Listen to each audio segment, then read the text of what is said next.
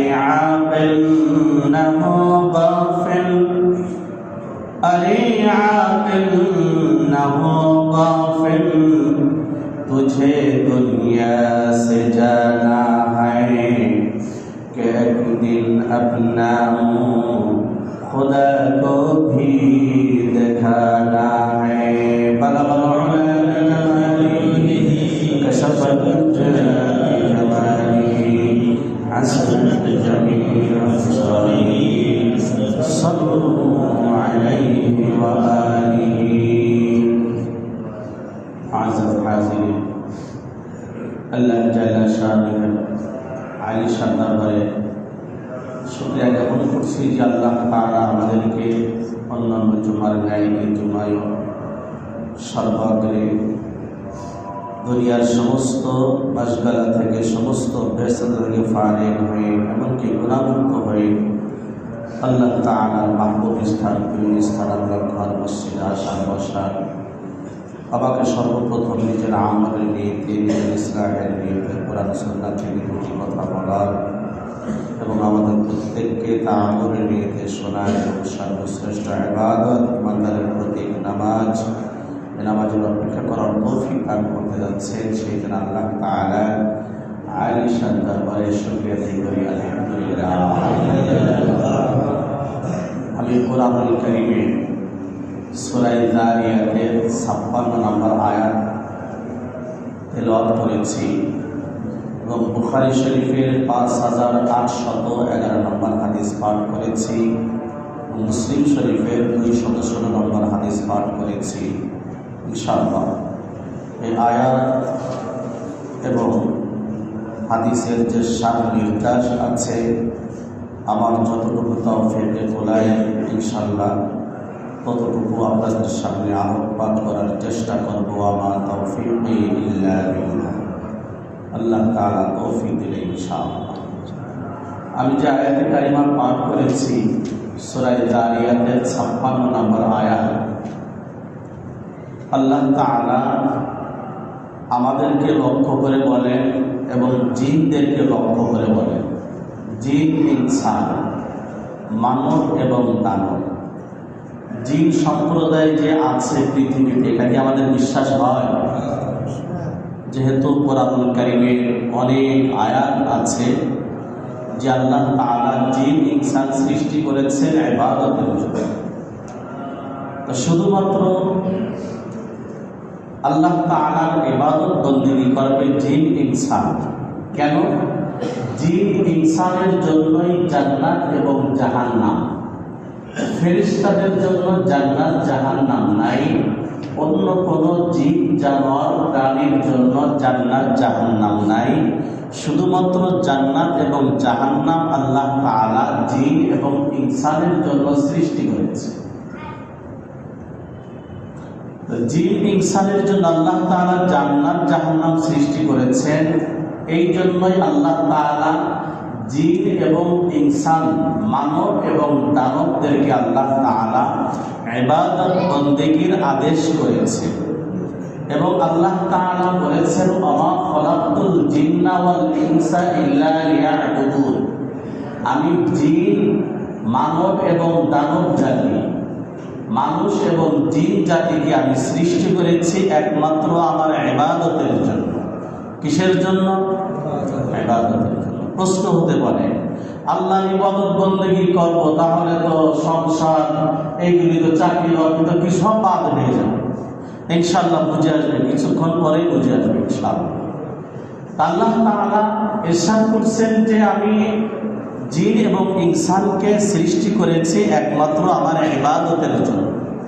আল্লাহ তাআলা সূরা বাকারার 21 নম্বর আয়াতের ভিতরে ইরশাদ করেন, ইয়া আইয়ুহান নাস উবুদু রাব্বাকুমুল্লাযী খালাকাকুম ওয়াল্লাযীনা মিন ক্বাবলিকুম লাআল্লাকুম তাত্তাকুন। হে মানব সম্প্রদায়, তোমরা তোমাদের ওই রবের ইবাদত করো যিনি তোমাদেরকে সৃষ্টি করেছেন এবং তোমাদের পূর্ববর্তীদেরকেও সৃষ্টি করেছেন। কেন ইবাদত বন্দেগী কেন করতে হবে? লাআল্লাকুম তাত্তাকুন, যাতে তোমরা মুত্তাকি হতে পারো, আল্লাহ ভীরু হতে পারো। এই আয়াতের তাফসীর ভিতরে আল্লামা ইবনে কাসির রাহমাতুল্লাহ আলাইহি উনি তার তাফসীর ইবনে কাসিরের ভিতরে উল্লেখ করেছেন খুব সুন্দর সুন্দর ঘটনা হাদিসের উদ্ধৃতি দিয়ে। উনি লিখেছেন যে একজন একটা গোলাম ক্রয় করল, স্বর্ণ রূপা দিয়ে গোলাম ক্রয় করল। গোলাম ক্রয় করে সে বাড়িতে নিয়ে এসেছে। গোলাম কাজকর্ম করে, কিন্তু কাজকর্ম করার পর এই টাকা পয়সা আরেকজনকে দিল। আমার কথা বুঝে আসছে? আমি গোলাম কিনে নিয়ে আসলাম, স্বর্ণ রূপা দিয়ে আমি গোলাম কিনে নিয়ে আসলাম। ধরেন 10 লাখ টাকা দিয়ে আমি একটা গোলাম কিনে নিয়ে আসলাম। আমার গোলাম কাজকর্ম করে, কিন্তু কাজকর্ম করার পর এই টাকা পয়সা আরেকজনকে দিয়ে দিই। তা আপনি যদি আপনার সালিমের যদি অধিকারী হন, আপনার যদি সঠিক বিবেক বুদ্ধি থাকে, আমার যদি সঠিক বিবেক বুদ্ধি থাকে, ওই গোলামকে কি আমি রাখবো না অন্য জায়গায় বিক্রি করে দেবো? কেন? যে আমি এত টাকা দিয়ে তোমাকে ক্রয় করলাম, তোমাকে আরেক মালিকের কাছ থেকে নিয়ে আসলাম, তুমি ইনকাম করে তুমি আরেকজনকে দিয়ে দিচ্ছ, অথচ তোমার ইনকামের টাকা পাবো আমি তোমার ইনকামের টাকা ভোগ করব, কিন্তু তুমি আরেকজনকে দিয়ে দিচ্ছ। আল্লাহ তাআলা এই কথা বলছেন যে হে মানব এবং দানব জাতি, আমি তোমাদেরকে সৃষ্টি করেছি, আসমান জমিন, চন্দ্র সূর্য গ্রহ নক্ষত্র অক্সিজেন, এই সব নিয়ামত আমি তোমাদেরকে দিয়েছি। তোমাদেরকে সমস্ত নিয়ামত আমি দান করেছি। অক্সিজেনের দাম কত, একটা কিডনির দাম কত, একটা বাল্বের দাম কত, আমি তোমাদেরকে লক্ষ লক্ষ কোটি কোটি টাকার নিয়ামত আমি দান করেছি, কিন্তু তোমরা আমার ইবাদত বন্দেগী না করে তোমরা শয়তানের ইবাদত বন্দেগী করবা, এটা কখনো হতে পারে না। আল্লাহ তাআলা সূরা বাকারার 21 নম্বর আয়াতের ভিতরে এই কথাই আমাদের বলতে চাচ্ছেন। 1 নাম্বার, যে আমার ইবাদত বন্দেগী করতে হবে, কেননা আমি তোমাদেরকে সৃষ্টি করেছি আর তোমাদের পূর্ববর্তীদেরকেও সৃষ্টি করেছি। বান্দা প্রশ্ন করছে যেন আল্লাহ তাআলার কাছে, আল্লাহ ইবাদত বন্দেগী করলে কি লাভ? আল্লাহ তাআলা বলতেছেন লাআল্লাকুম তাত্তাকুন, ইবাদত বন্দেগী করলে তুমি আল্লাহ ভীরু হবে, তোমার ভিতরে আল্লাহর ভয় আসবে। আর যার ভিতরে আল্লাহর ভয় আছে সেই ইবাদত বন্দেগী করে, আর ইবাদত বন্দেগীর মাধ্যমে আল্লাহর ভয় অর্জন করে। ইবাদত কাকে বলে? এবার আসি, ইবাদত বলা হয় আল ইবাদাতু হিয়া কুল্লু মা ইউহিব্বুল্লাহু তাআলা ওয়া ইয়ারদাহু। ইবাদত বলা হয় প্রত্যেক ওই জিনিসটি যেটা আল্লাহ তাআলা পছন্দ করেন করলে এবং আল্লাহ তাআলা রাজি খুশি হন, সেটা কথা হোক, সেটা কাজ হোক, এটা জাহিরি হোক, এটা বাতিল হোক, এটা সমস্ত প্রকার আমল মুসলমান যত প্রকার আমল করবে, মুমিন মুসলমান যত প্রকার আমল করবে, এই আমলের ভিতরে যদি আল্লাহর রাজি খুশি থাকে, আল্লাহ রাজি খুশি নিয়ে যদি আমলগুলি করে, এটাই ইবাদত। যেমন আমি রাস্তাতে হাঁটছি, এটা ইবাদত না, কিন্তু হ্যাঁ কখন ইবাদত হবে? আল্লাহ রাসূল সাল্লাল্লাহু আলাইহি সাল্লাম বলেন, তিরমিজি শরীফের হাদিস, যে বান্দা যখন আযানের পরে মসজিদের দিকে যায়, তখন তার প্রত্যেক কদমে একটা নেকি লিখে দেওয়া হয় এবং আরেক কদমের বিনিময়ে একটা গুনাহ মুছে দেওয়া হয়। সাহাবায়ে কেরাম এই কথা শুনে কি শুরু করলেন? আস্তে আস্তে হাঁটা শুরু করলেন মসজিদের দিকে, যে আমার কদম যত বেশি হবে আমার পাপ মোচন তত বেশি হবে, আমার কদম যত বেশি হবে আমার নেকি তত বেশি হবে। হাদিসের ভিতরে আছে যে সাহাবায়ে কেরামের মসজিদে আসার 2টা পথ ছিল, একটা ছিল ছোট আর একটা ছিল লম্বা। এই হাদিস শোনার পর সাহাবায়ে কেরাম ওই লম্বা পথ দিয়ে মসজিদে আসা শুরু করলেন। কেন? আমার সব বেশি দরকার, আমার পাপ মোচন বেশি দরকার। তো এই যে কদম ফেলতেছি, এই কদমটাও আমার ইবাদত, এই কদমটাও আমার ইবাদত। আমি পা ফেলছি, এটাও আমার ইবাদত। নখ কাটা এটা কোনো ইবাদতের ভিতরে পড়ে না, কিন্তু হ্যাঁ আমি যখন ডান দিক দিয়ে নখগুলি কাটবো, এটা ইবাদত হয়ে যায়। সুবহানাল্লাহ। যে পোশাক পরা, এই পোশাকটা যখন আমি ডান দিক দিয়ে পরবো তখন এটা ইবাদত হয়ে যাবে। পায়জামাটা আমি ডান পা ঢুকাবো, পাঞ্জাবিটা আমি ডান হাত ঢুকাবো, তখন এটা ইবাদত হয়ে যাবে। আমি রাস্তা দিয়ে হাঁটছি, হাঁটার ভিতরে যদি আমি জিকিরে ফিকিরে যদি হাঁটি, তাসবিহ তাহলিল পাঠ করতে করতে যদি হাঁটি, এই হাঁটাটাও আল্লাহ তাআলা ইবাদতের ভিতরে গণ্য করে নেবে। বাথরুমে যাচ্ছি আমি আমার কাজ সারার জন্য, আমি আমার চাহিদা মেটানোর জন্য, কিন্তু বাথরুমের ঢোকার এবং বাইরে হওয়ার সুন্নাত তরিকা আছে না নাই? যদি আমি যাই, ঢুকি যদি বাম পাতে ঢুকি, বাইরে হয়ে যদি ডান পাতে যদি বাইরে হয়, ঢুকার সময় যদি দোয়া করে ঢুকি, বাইরে হওয়ার সময় যদি আমি দোয়া করে বের হই, আল্লাহ রাসূল সাল্লাল্লাহু আলাইহি সাল্লাম বলেন এইটাও তোমার ইবাদত। অর্থাৎ মুমিন প্রত্যেক ওই কাজ যা তার রবের সন্তুষ্টির জন্য করবে এবং রাসূলের তরিকায় করবে, এটা ইবাদত। আল্লাহ রাসূল সাল্লাল্লাহু আলাইহি সাল্লাম ইবাদতের লম্বা ফিরিস্তি বর্ণনা করলেন ইবাদত কাকে বলে। আমরা তো মনে করি নামাজ, রোজা, হজ, যাকাত, উমরা এইগুলি ইবাদত। শুধু এইগুলি ইবাদত না, আরো ইবাদত আছে। আল্লাহ রাসূল বলেন তুমি একটা গাছ লাগালে, মুসলিম শরীফের হাদিস, মুসলিম শরীফের দ্বিতীয় খণ্ড, তুমি একটা গাছ লাগালে, গাছ লাগানোর পর এই গাছের থেকে পাখিরা ফল ভক্ষণ করলো, এটা তোমার ইবাদত এবং সাদকা হয়ে যাবে। তুমি যে গাছ রোপণ করলে, তোমার গাছের ছায়ার নিচে মানুষ বসবে, পাখিরা বসবে, জীব জানোয়ার বসবে, এইটাও তুমি ইবাদতের সব। আমি জুতা পরবো, জুতা পরার সময় কোন পা আগে ঢুকাতে হয় বলেন দেখি? ডান পা। জুতা পরবো, বিসমিল্লাহির রহমানির রহিম বলে জুতা পরলাম, এটাও আমার ইবাদতের ভিতরে গণ্য হয়। আল্লাহ রাসূল বলেন তিরমিজি শরীফের হাদিস, যে একজন বান্দা মসজিদে এসে ওযু সহকারে নামাজের জন্য অপেক্ষা করতে থাকলো, যতক্ষণ সে নামাজের জন্য অপেক্ষা করবে ততক্ষণ আল্লাহ তাআলা তার আমলনামায় নামাজের সব দান করবে। হাতি মরলেও লাখ টাকা, বাঁচলেও লাখ টাকা। ঠিক মুমিন বান্দা যা কিছু করবে আল্লাহ রাজি খুশি করার জন্য, আল্লাহর সন্তুষ্টির জন্য, রাসূলের তরিকায়, এই সব ইবাদত হবে, সব ইবাদত হবে। আল্লাহ রাসূল সাল্লাল্লাহু আলাইহি সাল্লাম ইবাদতের ফিরিস্তি বর্ণনা করতে করতে করতে পরে সর্বশেষে বলছেন যে শোনো, তোমরা যারা স্ত্রীদের কাছে গোপন করো, এটাও ইবাদত। সাহাবায়ে কেরাম কেউ বলল, আল্লাহ রাসূল কি বলেন, কি বলেন? আল্লাহ রাসূল উত্তর দিলেন, তুমি যদি তোমার চাহিদাটা অন্য কোনো পরিবারের সাথে যদি তুমি এটা চাহিদাটা পূরণ করতে, তাহলে এটা কি হতো? সাহাবায়ে কেরাম বললেন গুনাহ হতো। তাই গুনাহ থেকে ফিরে আসার নাম, যে জিনিসের মাধ্যমে ফিরে আসা হয়, ওইটাই ইবাদত। সুবহানাল্লাহ। তাহলে ইবাদত আল্লাহ তাআলা যেটা পছন্দ করেন এবং আল্লাহ তাআলা যেটা প্রতি খুশি হন, সেটা কথা হোক, সেটা কাজ হোক, সেটা আমল হোক, সেটা যাই হোক না কেন, এটা ইবাদত।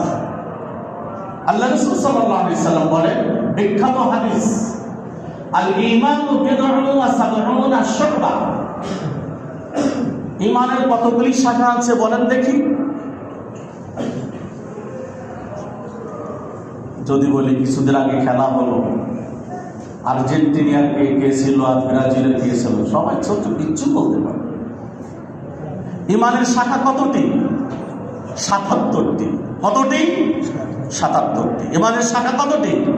৭৭টি। ইনশাআল্লাহ ৭৭টি ধারাবাহিকভাবে বলবো। এই ৭৭টি শাখা যদি ঈমান, এই শাখা যদি আমার আপনার ভিতরে না থাকে, আমি মুমিন হতে পারবো না। ঈমানের ৭৭টি শাখা, এর ভিতরে সর্বশ্রেষ্ঠ শাখা হচ্ছে ফাযলুহা কাউলু লা ইলাহা ইল্লাল্লাহ। সর্বশ্রেষ্ঠ শাখা হচ্ছে লা ইলাহা ইল্লাল্লাহ, আল্লাহ ছাড়া কোনো মাবুদ নাই, আল্লাহ ছাড়া কোনো ইলাহ নাই, আল্লাহ ছাড়া কোনো রিজিকদাতা নাই, আল্লাহ ছাড়া কোনো বিধানদাতা নাই, লা ইলাহা ইল্লাল্লাহ।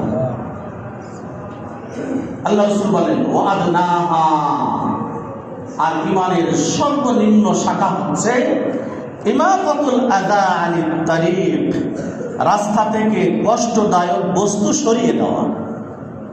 আপনি রাস্তা দিয়ে যাচ্ছেন, আপনি টের পাচ্ছেন এই ইটটা রাস্তার মাঝখানে থাকলে আরেকজন আঘাতপ্রাপ্ত হতে পারে, আরেকজন হুঁচট খাইতে পারে, তখন আপনি এটা সরাই দিলেন। আল্লাহ রাসূল বলেন এটাও ইবাদত। এটাও কি ইবাদত?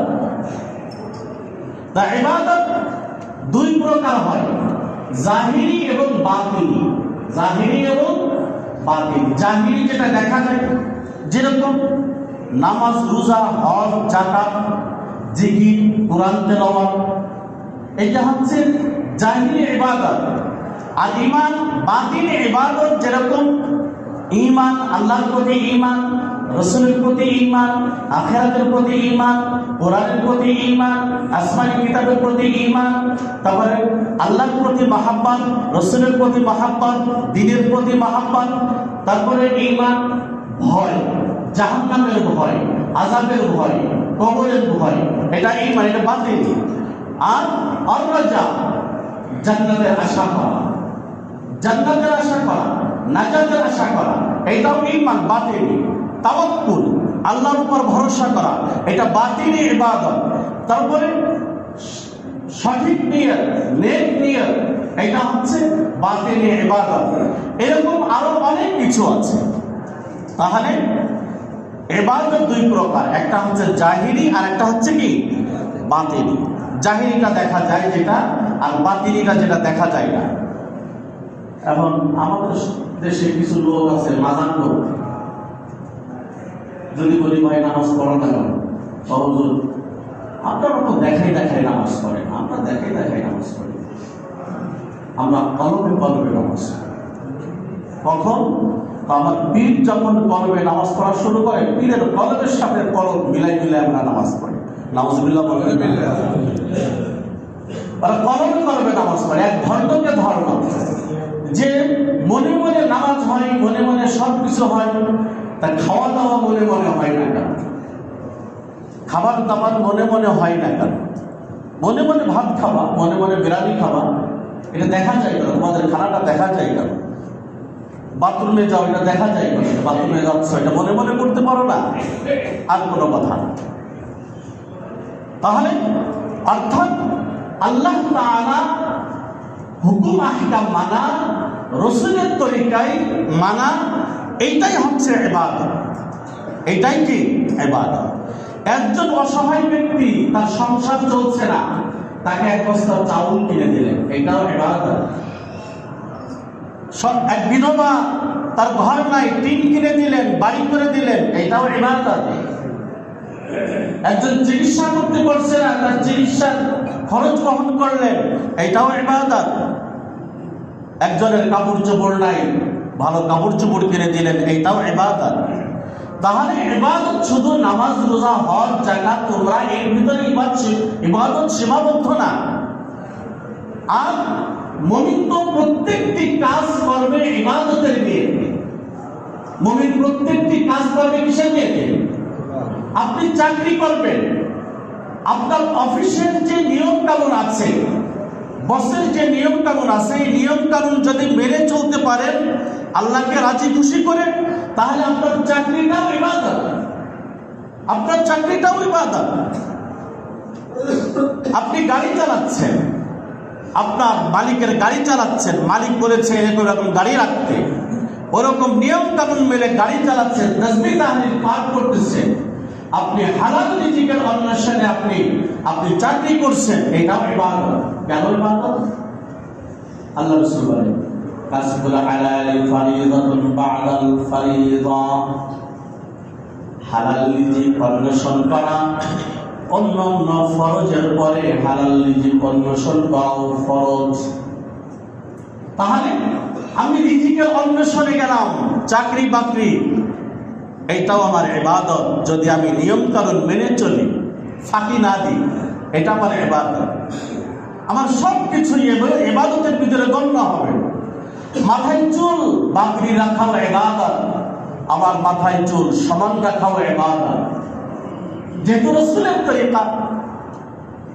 তাহলে মুমিন বান্দা তার প্রত্যেকটি কাজ কি হবে বলেন দেখি? ইবাদত হবে। ইবাদতের বাইরে কোনো কাজ হবে না মুমিন বান্দা, ইবাদতের বাইরে কোনো কাজ না। আপনি আমি যে উপার্জন করে আমার স্ত্রী এবং ছেলে মেয়ের মুখে যে লুকমা তুলে দিচ্ছি, আল্লাহ রাসূল বলেন তুমি তোমার স্ত্রীর মুখে ছেলে মেয়ের মুখে যে লুকমা তুলে দিচ্ছ, এটাও একটা সাদাকা, এটাও একটা ইবাদত, এটাও একটা ইবাদত। তাহলে ইবাদত কোন মুমিন মুসলমানের ইবাদত মুক্ত কোনো কিছু হতে পারবে না।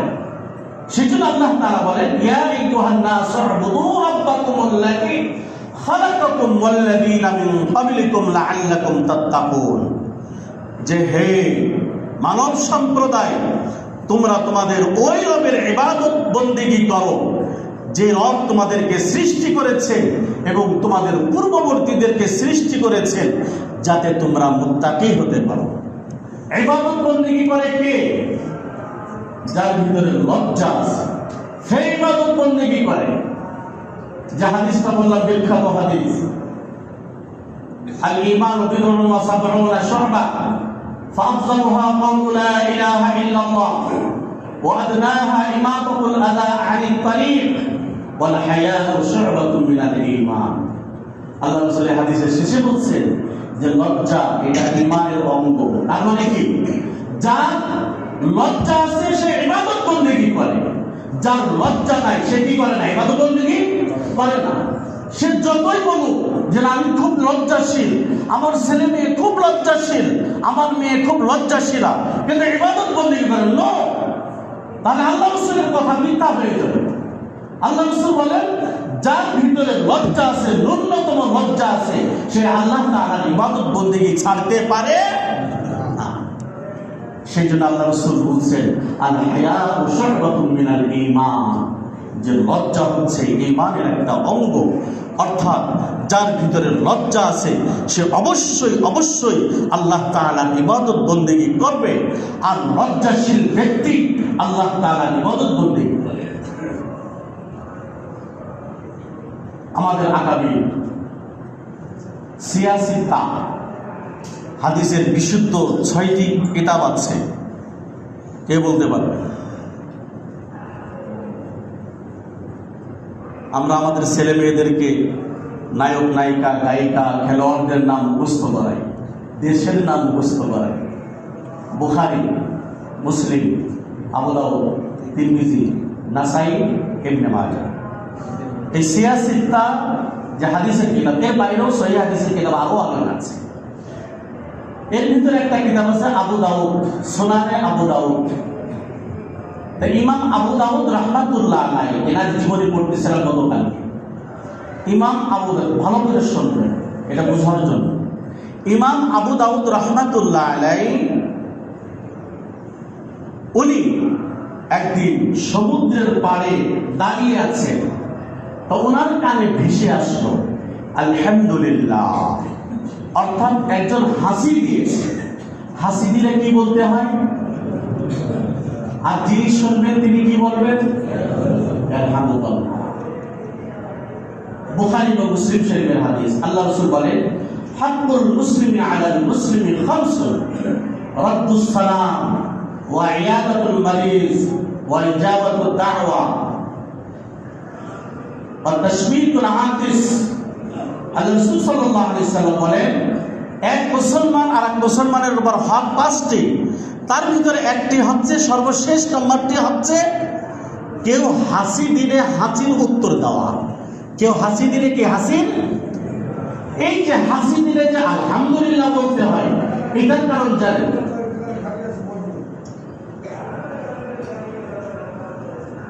আমার কাছে একটা কিতাব আছে, এটা ইংরেজি থেকে বাংলা হয়েছে, সুন্নাতে রাসূল সাল্লাল্লাহু আলাইহি সাল্লাম এন্ড মডার্ন সায়েন্স। রাসূল সাল্লাল্লাহু আলাইহি সাল্লামের সুন্নাত ও আধুনিক বিজ্ঞান। ওর ভিতরে লিখছে যে আল্লাহ রাসূল হাসির পরে আলহামদুলিল্লাহ কেন বলতে বলছেন। ডাক্তাররা গবেষণা করছেন, গবেষণা করে দেখছেন যে মানুষ যখন হাসি দেয়, হাসি দেওয়ার পর তার শ্বাস প্রশ্বাস কিছুক্ষণের জন্য বন্ধ হয়ে যায়। এই যে আল্লাহ তাআলা তার শ্বাস আবার চালু করে দিলেন, সেই জন্য আল্লাহ রাসূল বলেন যখন হাসি দেবে তখন আলহামদুলিল্লাহ বলবে, আল্লাহ শুকরিয়া আদায় করবে যে আল্লাহ তাআলা আবার তোমার শ্বাস প্রশ্বাস চালু করে দিয়েছেন। তাই সুবহানাল্লাহ বলবেন না? আল্লাহ রাসূল বলেন তুমি যদি কারোর হাসি আওয়াজ শুনে আলহামদুলিল্লাহ যদি শোনো, তখন তোমার উপর আবশ্যক ইরহামুকাল্লাহ বলো। ইমাম আবু দাউদ রাহমাতুল্লাহ আলাইহি সমুদ্র তীরে দাঁড়িয়ে আছেন, উনি আলহামদুলিল্লাহ শুনেছেন। অনেক দূরে দেখা যাচ্ছে একটা জাহাজ, উনি বুঝতে পারলেন এই আলহামদুলিল্লাহ শব্দ ওই জাহাজ থেকে এসেছে, কিন্তু জাহাজটা সমুদ্র তীরে ভিড়তে পারছে না পানির স্বল্পতার কারণে, দূরে নোঙর গাচ্ছে। ইমাম আবু দাউদ রাহমাতুল্লাহ দেখেন ইবাদতের প্রতি তাদের কিরকম মহব্বত ছিল, শুধু এইটাই বোঝানোর জন্য ইমাম আবু দাউদ রাহমাতুল্লাহ আলাইহির জীবনী বলছে ইবাদতের প্রতি কি মহব্বত। উনি কি করলেন? 3 দিরহাম দিয়ে একটা নৌকা ভাড়া করলেন, নৌকা ভাড়া করে ওই জাহাজে গেলেন। জাহাজে যে যিনি হাসি দেওয়ার পর আলহামদুলিল্লাহ বলেছেন, তাকে যে বললেন ইরহামুকাল্লাহ, ভাই আপনি আলহামদুলিল্লাহ বলেছেন না, আপনার এই যে হাসির উত্তর দেওয়া আবশ্যক ওয়াজিব, তাই আমি 3 দিরহাম ভাড়া করে নৌকা ভাড়া করে আপনার ইরহামুকাল্লাহ শোনানোর জন্য এসেছি। তাদের ইবাদতের প্রতি কতটুকু মায়া, কতটুকু মহব্বত। ইমাম আবু দাউদ রাহমাতুল্লাহ আলাইহি জীবনে অনেক ইবাদত বন্দেগী করেছে, তাহাজ্জুদ, আওয়াবিন, ইশা, তাশ, কোরআন তেলাওয়াত, আর নিজে তো হাদিস লিখেছেন। ইমাম আবু দাউদ রাহমাতুল্লাহ আলাইহি যখন ওই জাহাজের লোককে ইরহামুকাল্লাহ শুনিয়ে আসছেন, তখন গায়েব থেকে আওয়াজ আসছে। যারা আল্লাহ বলে হয় তাদের কাশফ হয়, কাশফ অর্থাৎ তাদের কিছু কারামত জাহের হয়। তবে আল্লাহ বলে মানে যে শিকড় জীবন করে বেড়াই, ল্যাংড়ায় বেড়াই। একজন বলতেছে যে বিশ্বে, আমার বিশ্বে তার পরনে কিছু থাক আর না থাক, মাল আছে, মাল আছে। তারপর মাল যা আছে তা তো দেখাই যাচ্ছে, কি মাল আছে? ওই সেই পীর, সেই ল্যাংড়া থাকার চাই না, সেই পীর। মানুষ ফরজ তলব করে কোনোদিন পীর হতে পারে? ফরজ তলব করে মানুষ পীর হতে পারে? বলেন না। নামাজ ছাড়া কি পীর হতে পারে? না শয়তান হয়? বলেন বলেন বলেন, কি হয়? শয়তান হয়। ইমাম আবু দাউদ রাহমাতুল্লাহ আলাইহি গায়েব থেকে ওনার কানে আওয়াজ আসলো, হে ইমাম আবু দাউদ, জান্নাত তোমার জন্য ওয়াজিব হয়ে গেছে। কি আমাদের কাছে তো এই আমলটার কোনো গুরুত্ব নাই, যে একজন হাসি দেওয়ার পর আলহামদুলিল্লাহ বলেছে আমি ইরহামুকাল্লাহ বলবো, এটার তো কোনো গুরুত্ব নাই। কিন্তু উনি এত গুরুত্ব দিয়েছেন, এত গুরুত্ব দিয়েছেন যে 3 দিরহাম টাকা দিয়ে নৌকা ভাড়া করে উনি যে তাকে যে ইরহামুকাল্লাহ শোনাতে গিয়েছে। তাহলে ইবাদত বন্দেগী এর প্রতি আমার মহব্বত থাকতে হবে। আমার কাছে আপনার কাছে মনে হচ্ছে এটা ছোট, আসলে কিন্তু আল্লাহ তাআলার কাছে, আমার কাছে, আপনার কাছে ছোট হলেও অনেক ইবাদত বন্দেগী আছে আল্লাহ তাআলার কাছে অনেক বড়, অনেক বড়, অনেক বড়। সেই জন্য ইবাদত বন্দেগী পুরোটাকে ছোট না মনে করা। আর মুসলমান যত কাজ করবে ইবাদত মনে করে কাজ করবে, যত কাজ করবে কি মনে করে করবে? মুসলমান রাজনীতি করবে, এটাও কি মনে করে করবে? বলেন না। এবার কিছু লোকের মুখ কালো হয়ে যাবে যে রাজনীতির কথা মসজিদে করে, ধর্মের ভিতরে আবার রাজনীতি আছে না। আরে ভাই, যে রাজনীতির কথা মসজিদে বলা যাবে না, ওই রাজনীতির বাইরেও করা জায়েজ নাই। ঠিক আছে না? যে রাজনীতি মসজিদে করা যায় না, ওই রাজনীতি মুসলমান বাইরেও করা জায়েজ নাই। হুজুর আবার রাজনীতি শুরু করলেন। আরে মুসলমান যা করবে সব ইবাদতের নিয়তে করবে। আমার রাজনীতিটা যদি হয় ইলায়ে কালিমাতুল্লাহ, আল্লাহর দ্বীন উঁচু করার জন্য যদি আমার রাজনীতি হয়, তাহলে এইটাও ইবাদত। ঠিক না? ঠিক না? ঠিক না? ঠিক না? কিন্তু আমার রাজনীতি যদি হয় ব্যক্তির জন্য, আমার আখের গুছানোর জন্য যদি হয় তাহলে এটা ইবাদত না। আমার সমস্ত কাজে কার কাজে খুশি থাকতে হবে, তাহলে এটা ইবাদত না। ভাই দোস্ত বুজুর্গ, আমি একটা হাদিস পড়েছিলাম বুখারী শরীফে 5811 নম্বর হাদিস। আবু হুরায়রা রাদিয়াল্লাহু তাআলা আনহু থেকে হাদিসটি বর্ণিত। এটা বলে শেষ করে দিচ্ছি। আল্লাহ রাসূল বলেন, ইয়াদখুলুল জান্নাতা মিন উম্মতি যুমরাতুন হিয়া ৭০,০০০। আল্লাহ রাসূল বলেন, আমার উম্মতের ভিতর থেকে একটা দল তারা বিনা হিসাবে জান্নাতে প্রবেশ করবে। সাহাবায়ে প্রশ্ন করলেন, তারা কত? তারা হবে ৭০,০০০। কত হাজার? ৭০,০০০। আল্লাহ রাসূলের এক সাহাবী ছিলেন উক্কাশা। নাম কি? উক্কাশা। উক্কাশা ইবনে মেহসান আল আসাদি। উনি দাঁড়িয়ে গেলেন। দাঁড়িয়ে যে আল্লাহ রাসূলকে বলেন, হে আল্লাহ রাসূল, আপনি আমার জন্য দোয়া করেন যেন আমি এই ৭০,০০০-এর ভিতরে অন্তর্ভুক্ত থাকতে পারি। আল্লাহ রাসূল দোয়া করলেন, আল্লাহুম্মা জাআলহু মিনহুম। আল্লাহ, আমার এই উক্কাশা এই সাহাবীকে তুমি ৭০,০০০-এর ভিতরে গণ্য করে নাও। আর আনসারী সাহাবী দাঁড়ায় গেল কিছুক্ষণ পরে, হে আল্লাহ রাসূল, আমার জন্য একটু দোয়া করেন। আল্লাহ রাসূল উত্তর দিলেন, সামা